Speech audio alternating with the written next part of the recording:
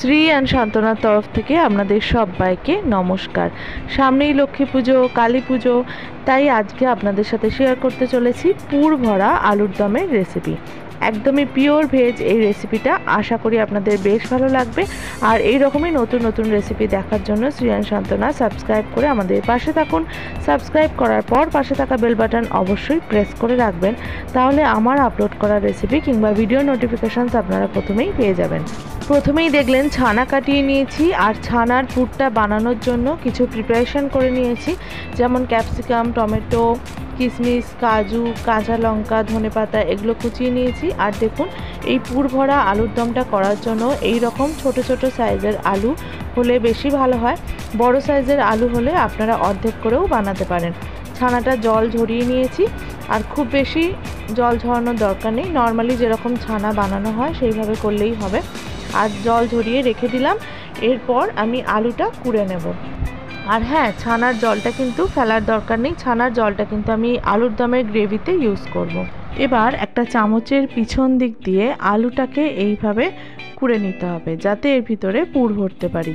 তবে কুড়তে কুড়তে অবশ্যই লক্ষ্য রাখতে হবে উল্টো দিকটা যেন ফেটে না যায়, মানে আলুটা যাতে বেশি পাতলা কোড়া না হয়ে যায়, তাহলে কিন্তু আবার পুরটা বেরিয়ে যাবে। এইভাবে চলুন, সব আলুগুলো আমি আগে কুড়ে নিই। আর এই যে দেখুন কীরকম ভিতরটা পুরো আমি ফাঁকা করে নিয়েছি, যাতে এর মধ্যে পুরটা ভালোভাবে ভরতে পারি। আলুটা কোড়ানোর পর কোড়ানো আলুটা আমি জলের মধ্যে ডুবিয়ে রাখছি, যাতে আলুটা দেখতে কালো না হয়ে যায়। আর যেটা কুড়িয়ে যে আলুটা বার করলাম, ওটাও কিন্তু খুব ভালো পকোড়া বানানো যায়, এছাড়াও শুধু পোস্ত দিয়ে ভাজলেও কিন্তু খেতে ভালো লাগে। এবার কোড়ানো আলুটা একটা প্রেসার কুকারের মধ্যে দিয়ে সামান্য একটু নুন আর হলুদ দিয়ে অল্প একটু ভাপিয়ে নেব। আপনারা চাইলে এটা কড়াতেও করতে পারেন। আলুটা কিন্তু বেশি সেদ্ধ হয়ে গেলে অসুবিধা আছে, তাহলে পরবর্তীকালে পুর ভরতে কিংবা ভাজতে গেলে আলুটা ভেঙে যেতে পারে, তাই কিন্তু অল্পই এটা সেদ্ধ করতে হবে। আর এইদিকে দেখুন, 4টে কাজু, 4টে অ্যালমন্ড, কিছুটা কিশমিশ আর একটুখানি জয়িত্রী আমি এখানে পেস্ট করে নেব। এটা কিন্তু আলুর দমের গ্রেভির জন্য ইউজ করব। আর এর মধ্যে আমি একটা টমেটো আর 2টো কাঁচা লঙ্কাও দিয়ে দিচ্ছি, একসাথে পেস্ট বানিয়ে নেব।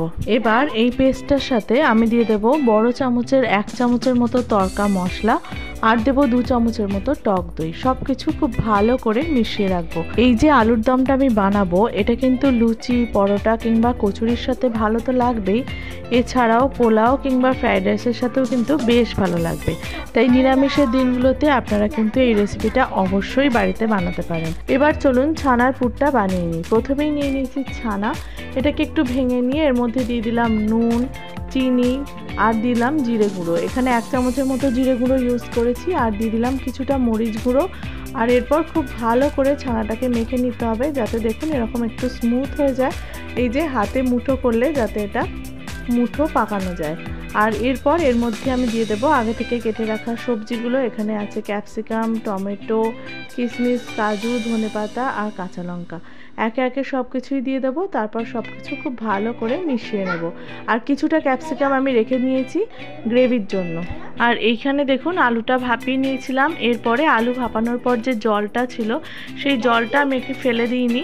এই জলটার মধ্যে আমি দিয়েছি কিছুটা লঙ্কা গুঁড়ো আর কিছুটা ধনে গুঁড়ো।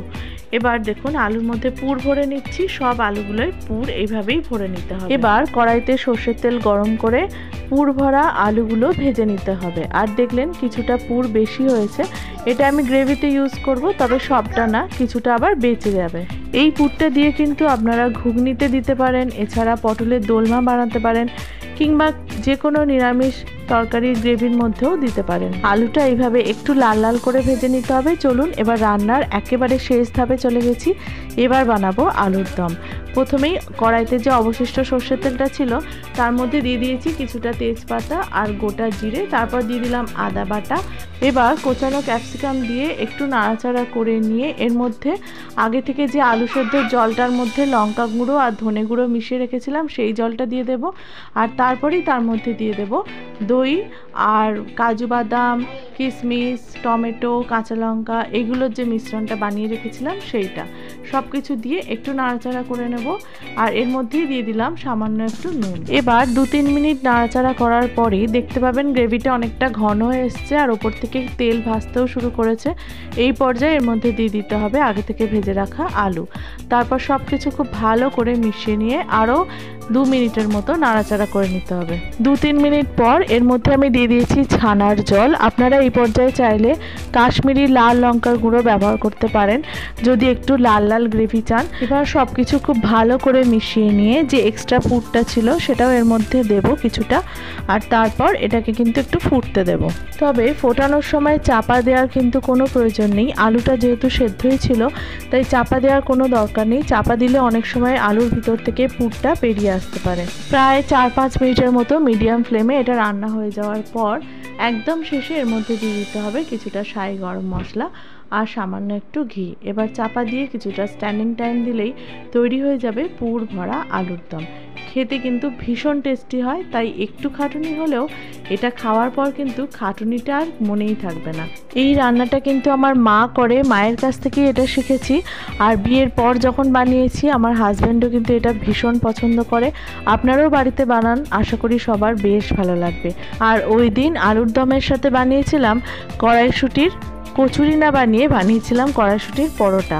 তবে কড়াইশুঁটির কচুরির রেসিপি আমি অলরেডি সিয়ান সান্তনাতে আপলোড করেছিলাম, সেই রেসিপির লিঙ্ক আজকে কিন্তু ডেসক্রিপশন বক্সে আমি দিয়ে দেবো।